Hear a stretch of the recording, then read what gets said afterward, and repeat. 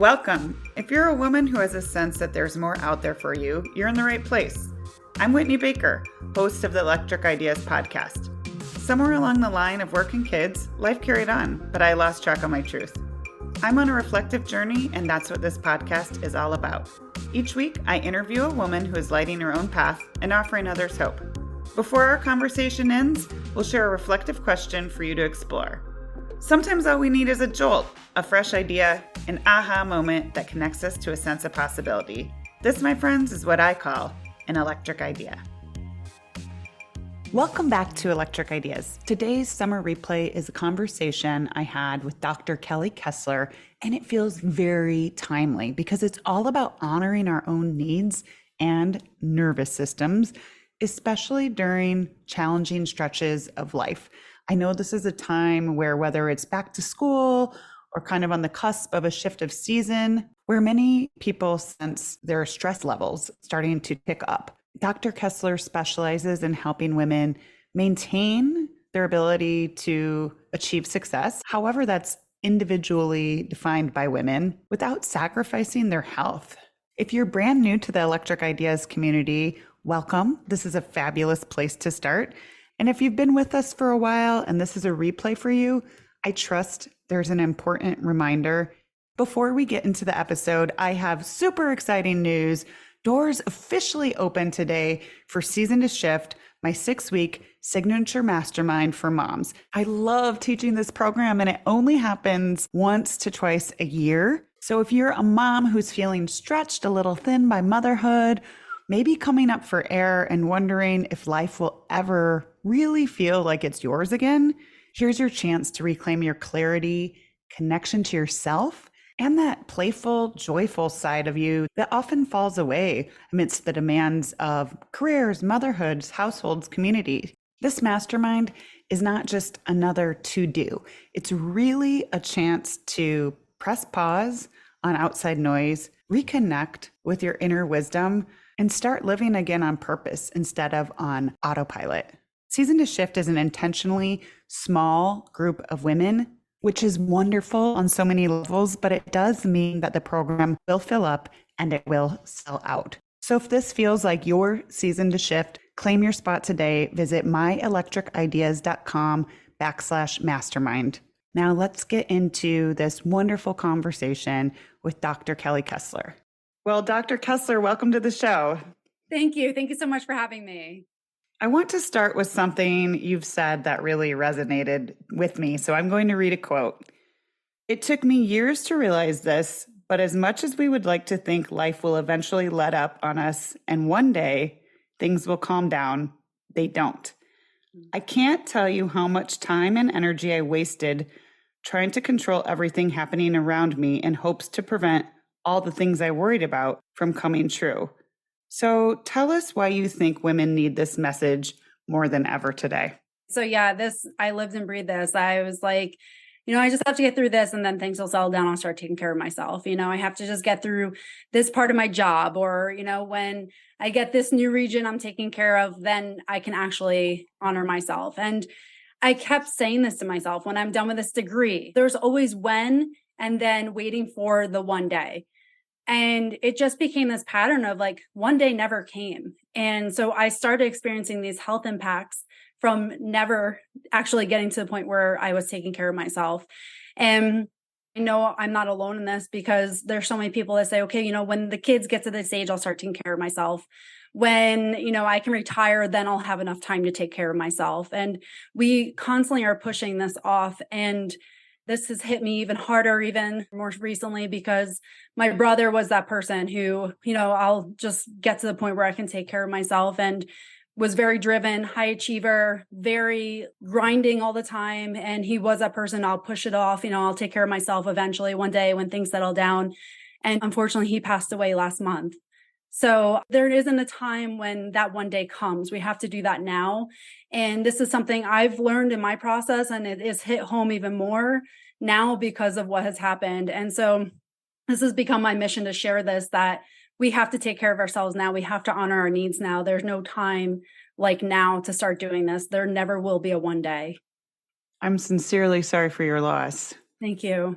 I think It's really common, just circling back to what you said, that women create this false narrative that things are going to settle down, but we keep moving the goalpost.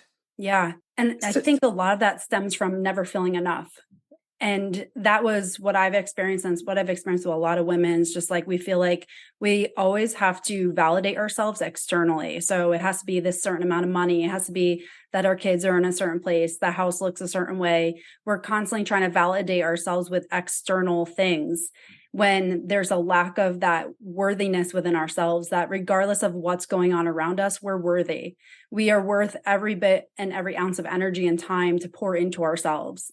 And this becomes a vicious cycle when, like you said, we do move the goalposts and we feel like no matter what we do, it's never good enough because we constantly feel like we're empty. We're not being fulfilled because we're not starting in ourselves. We're starting outside, which will never fill us.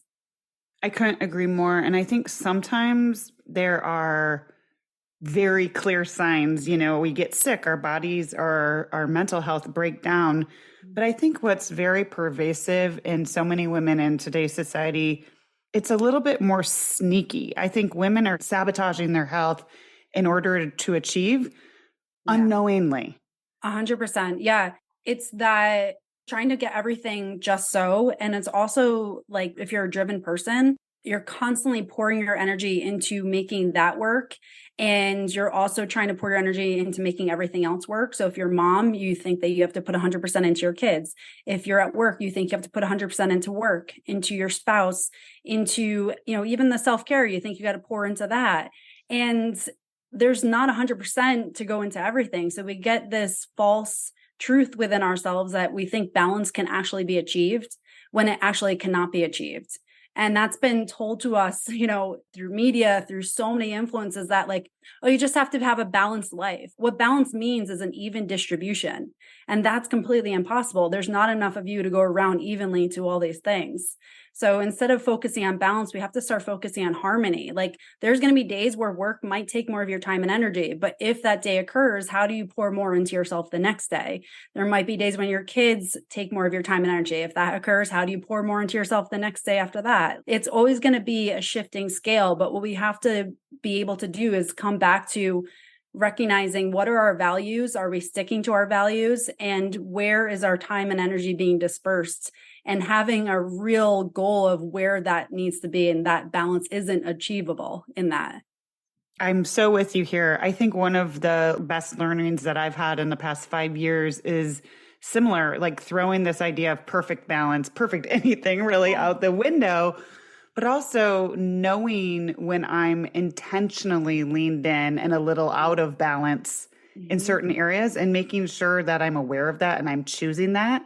Yeah. So that I can recalibrate and not just feeling like life is happening to me. 100%. It can often feel like you're on a treadmill, you're just trying to keep up, but the treadmill is going faster and faster and like you're going to fall off. And it just feels like no matter what you do, it's just never enough. And it is those moments where like if you do take a moment to step back and be a little bit more mindful, enjoy that. Don't feel guilty for it. And that's where I think a lot of women get stuck. It's like, okay, I'll go through the motions of taking a quiet moment for myself or meditate or do yoga. But then there's that like subconscious guilt of like, oh, I really should be spending time with my kids. I really should be doing that project, cleaning the kitchen. The dishes are looking at you.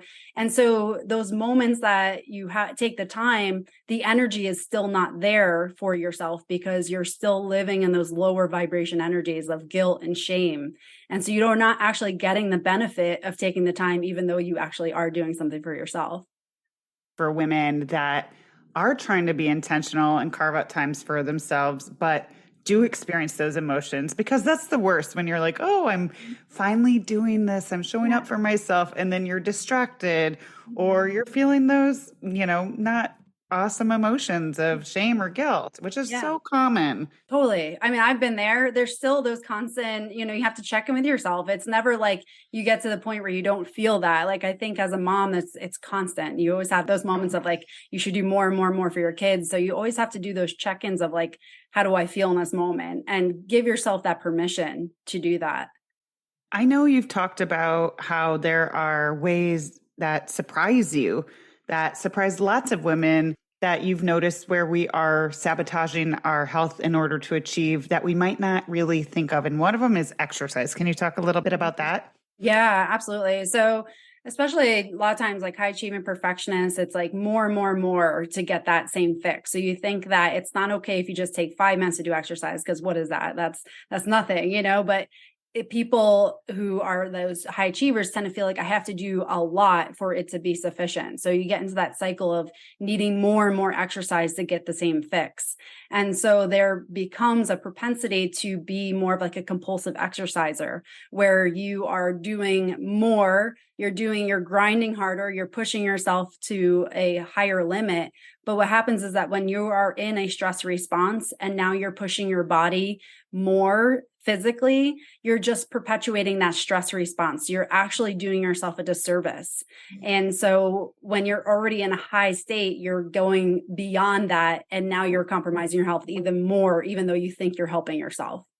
I want to dig into that a little bit more Mhm. because I think there's a lot to distinguish. Because obviously, I know we both agree moving our bodies is wonderful. Yes, Nobody's saying that. absolutely. Yeah. But I think so many women are living in this fight or flight mode and sometimes going from a super stressful day to caregiving to a intense hit workout. What is that doing to our nervous system potentially? So yeah, you're exactly right. We're in this fight or flight response. Maybe we don't even realize that because it could be so chronic that this has become our new baseline, that we're in this response. And fight or flight is stress. Like that's just living in like a chronic stress response. And what happens with that is that you are not healing. Your body is literally on hyperdrive all the time. Your mind is going all the time. You struggle to sleep. Your hormones are going to be off balance. And now when we add these high intensity exercises on top of this, now we're getting even more cortisol going through our body. We are causing our system to be even more in a stress response. Our muscles are already tense from being in that fight or flight response all day. And now we're adding even more tension, more energy demands. And then we wonder why we're feeling so drained. It's literally like you're running the car on almost empty and you're expecting it to go another 100 miles without filling up the tank. And that becomes that hit workout. So if you're in a regulated state, hit is fine. Like hit or high intensity, anything is okay. But if you are living in chronic stress, those high intensity exercises are actually going to do yourself a disservice. And that is the problem. So it's nothing against the exercise, but it has to be right for you in the moment that you need it. I know in this area, another thing you talked about a lot is some women have a really hard time asking for help, and it actually can be detrimental to our wellness. Absolutely. Yeah, and really we have to dive in. Like that was me. Like I was that, if I asked for help, I would think it was a sign of weakness. Like that's what I would think, that like if I can't do it by myself, it clearly demonstrates that like I'm not good enough. And those are those subconscious beliefs that we live with that we don't even realize we have. And that was something I had to explore. Like, why do I struggle to accept help? Where is this coming from? Does this serve me to even have this belief that help is a problem? So it takes a lot of introspection into ourselves to recognize, like, why do we have these beliefs? And for women who struggle to accept help, it then again compounds everything that they're experiencing. They're probably already spreading themselves thin. They're in a stress response. Now, maybe they are doing those high intensity workouts. And for things that they maybe could use the help for, maybe their spouse is there. And instead of asking them to do the dishes, they just, I'll do it. Forget it. I'll do it. I could do it better. I'll just get it done quicker. It's like now they feel like they have to take on everything and be the person that accomplishes everything. And it's just a compounding cycle. So now we're perpetuating the nervous system dysregulation. But on top of that, we're continuing the same wiring patterns in our brain that say that help is not acceptable or that we are less than if we accept it. Yeah, I feel like that's also based on what I've learned and experienced, a fast track into dipping into the resentment zone. I think it takes practice almost to ask for help when we need it. It does. One thing that's helped me is actually remembering how good it feels when someone asks me for help and I can do it. Yeah. And anyone who is the type of person that struggles to ask for help or rarely does is not the person that needs to be worried about being the friend that's like always needy or needing something. When someone genuinely asks me for something, it's kind of a gift if I can do it, right? Yeah. Like we all want to be of service. Yeah, that's such a good perspective shift too, because especially a lot of times high achievers, perfectionists are also people pleasers. So they want to constantly make people happy. But then if you're begrudging people helping you and serving you, it's like now again, you can kind of shift it so that you're looking out for the other person's well-being. Yeah. Can you give women an idea for because some stress, everybody feels it differently in their body. Can you give us a feel for flags that maybe we are neglecting our nervous system and need to kind of give it a little bit more attention? Yeah, sure. So again, like you said, stress is beneficial. In small doses, we like stress because it is a protective mode. Like if someone cuts you off in traffic, like you want to have a stress response so you can react quickly and hit the brake quickly. So there is a purpose for it, but we're meant to have stress in small doses and then come back to this restful state. And unfortunately, in a lot of like today's society and that go, go, go mentality, it's almost been flipped. Like we're living in stress most of the time. And then it's rare for us to be in a parasympathetic, restful state. And so some things that occur when you're in that chronic stressful state in the body is that you may be experiencing tension throughout the body. So our fascia, which is our connective tissue, is highly integrated with the nervous system. So when we are stressed, that becomes tense. It actually changes its properties to cause more tension within our system. And that is all because if there was a lion and you had a stress response, you had to tense up so that you could run or fight it or freeze. So these are all these primitive things that happen. You may also experience it with like jaw tension, clenching of your jaw, grinding your teeth at night. You may experience headaches. Migraines are common. You may be experiencing pain. So chronic pain and stress go hand in hand. Other things you may be experiencing are just those like panic attacks where you feel like your whole system is just like the pressure on your whole system and you feel like you can't think. Brain fog can be a common one for this. Difficulty with clarity of thought, high blood pressure, increased heart rate. I mean, the list goes on because it all goes back to our autonomic nervous system, which is controlled by basically stress dictates how the autonomic nervous system works. And our autonomic nervous system is essentially our program in which our body runs. So when things are dysregulated, everything can be out of control. It just shows up in people a little bit differently.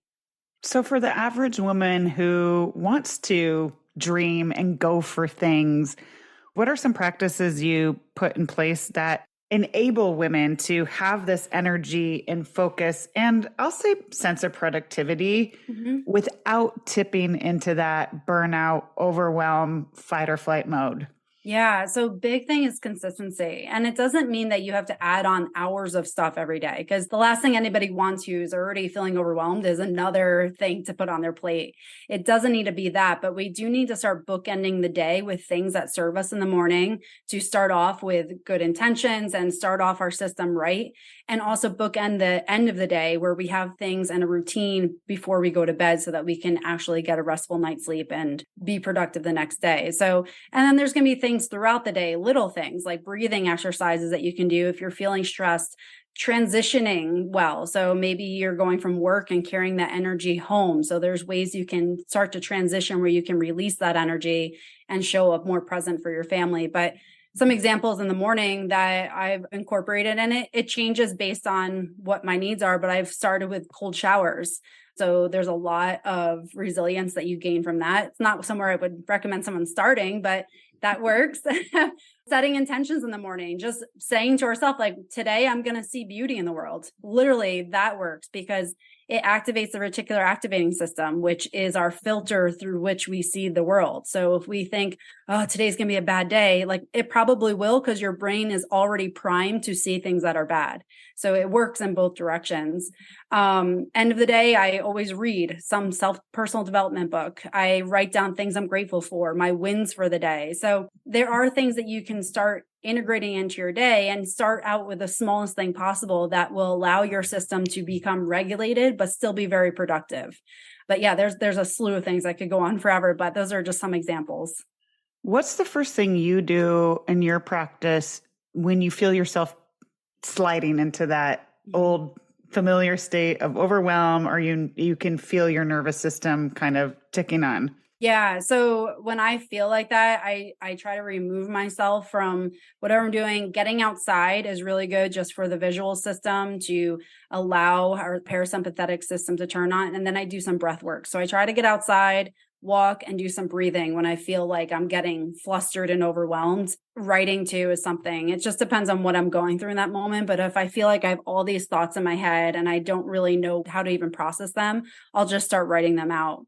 But really, breath is my anchor. I always start with doing some breathing exercises. It allows your system to calm down, changing your physiology. So, automatically, if you're stressed, you'll notice that your shoulders curl up, you start tensing up, almost like a position like you were about to fight. So, changing your physiology to be very open, standing up, almost like a Superman pose, can very much change how your brain is processing things too. So, I usually go through the body and then I start processing the mind. I like starting with breath too, because I'm with you. If I am feeling activated and I have enough wisdom to know that that's not when I'm going to make a good choice Yeah. or talk in my highest expression, I try to separate. But sometimes you're in a meeting or in a room, and I like that breath. You can do it anywhere. You could do it at Thanksgiving dinner. Exactly. Yes, absolutely. In the car, I mean, it's all, yeah, it's something you have with you at all times. So that it's just a beautiful thing to anchor you. Mhm. Right. And I feel like even 30 seconds to 1 minute can be substantial enough. So Yeah. it's again, I like to talk about practical ways that women without needing to, go sit by a pond for 45 minutes. Please do Yeah. that if you Yeah. can. But, Yeah. we all have full lives. And I Mhm. think that it's nice to know that there's just small practices like that that can Yeah. really stop the momentum and change the fabric of your day. 100%. Yeah. And just like I said, there's discrete things that aren't, maybe you don't want people to see that you're trying to calm yourself down, but you can do these discreetly and they can be done throughout the day. Like I do breath throughout the day and it has really been a gift. Well, I want to circle back. I appreciate your willingness to share about your recent loss. And since you mentioned that, I think it's just kind of the age of my friends and my community, but it seems like a lot of women are facing hard times, whether it's a loss or a sick child, Mm. or some people have had job losses in the family, whatever it is. I'm wondering what practices you recommend or you personally ground into, maybe that we haven't talked about, to help just give us a sense of peace and comfort during these times. Yeah, it's a good question. And, I think it's very individualized in what works for each person. For me, this is one of the biggest losses I've ever had in my life. So it's still trying to process that. And for what works for me in this moment is just allowing myself to sit in the emotions that are there. And so if it's sadness, if it's anger, whatever that comes up, I allow myself to just sit in that and allow it to just kind of release as it authentically does. And one thing I've done in this moment is just doing some quiet, like meditation, intentional meditation, where I allow my brain to go into more joyful memories. So, remembering things that were really joyful in my life, or even just future things, like things that, maybe I would love to have in my life, and just to bring and elevate my energy up, because it is grief and any kind of loss or anything you're experiencing, it brings you down to these lower vibrations. And it's okay to be there because, of course, we have to process this. Life is not this like one big peachy thing, like, and it shouldn't be. You have to kind of allow yourself to sit in those, but don't sit in there so long that it prevents you from healing. And that's really where I've tried to strike a balance, and like, it's okay that I'm down here because I just went through a really, really awful thing in my life. But also, I need to also try to elevate myself and find joy in life and try to find how, in some way, the universe is still working for me. And that's been a really big transition piece. And for years, I really felt like, why is life working against me? Why is this happening to me? And I'm not allowing myself to go back into those patterns of thinking because it didn't serve me then. And I know it doesn't serve me now. And even though I don't have all the answers to that and how this in some way is serving me, I have to just believe that in some way, these things that are awful in our life are serving us in some way, and it will be presented to us in some way. Beautiful. I can tell you're somebody who is continuing to be open and Mhm. evolving. And I think those are Yeah. the best healers because you will continue to have revelations and wisdom to share as your clients grow with you. Is there anything that you've learned or experienced in your own journey in more recent times that if you could go back and would have had this light bulb like 5 years ago, what would it be? So something that hit me hard I was in a coaching program 2 years ago and I heard this and I'm like, oh my gosh, that's me. And the statement was, you get more of what you tolerate.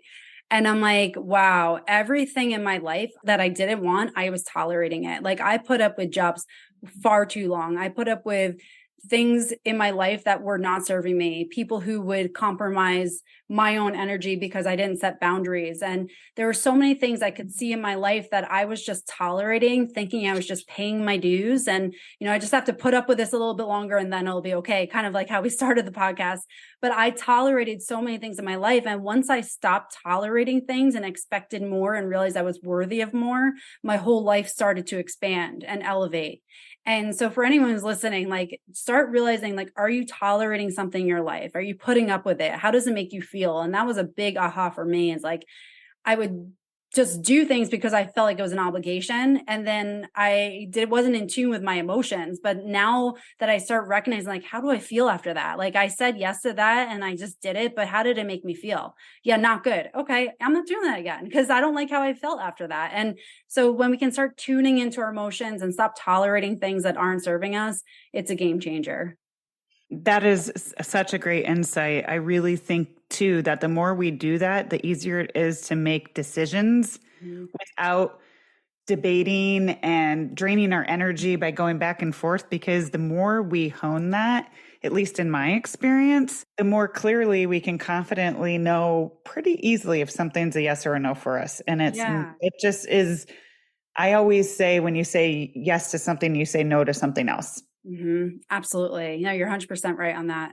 When you get in tune yourself, because I've gotten better, like you said, at this, but you can start feeling it. Like, do you feel expanded by things or do you feel like suffocated? And you can really start to get in tune of like how things are making you feel. It's a game changer for sure. All right. Well, we are coming up against time, but I always end my shows by asking guests, what's one question women could be asking themselves more? I mean, it kind of came up already, but this is one thing is it serving me? Is this serving me? And for anything you're doing in life, just really looking at every aspect, is this serving me? Like, are you doing obligations? Is it elevating your energy or is it lowering it? And so really just starting to look at, and I don't mean energy like, oh, you can go run. It's like that energy of like, does it bring you peace? Does it bring you joy? Does it bring you all those higher emotions that you desire, or is it leaving you in a place of guilt, shame, whatever, because you're doing it, or fear, or angst, even if it's just watching the news, does it serve you to watch the news and see how you feel? It could be the smallest little things, so just start asking yourself those questions in everything in your life, and you'll start to see it more objectively. Like, is this serving me or is it not? Beautiful. I know people will want to learn more from you. So tell us where we can find you. I'm on most social medias. My name is Dr. Kelly Kessler, all one word. You can also find me on my podcast, Rewiring Health, and on my website, Optimal You, Health and Wellness.com. Wonderful. Thank you so much for joining me today. This has been great. Yeah, thank you so much. This has been wonderful. I'm so glad you joined me today. If you're looking for more, feel free to connect with me on Instagram at @WhitneyWoman. And if you enjoyed the show, I invite you to support me by leaving a review or sharing it with a friend. Hope you have an inspired day.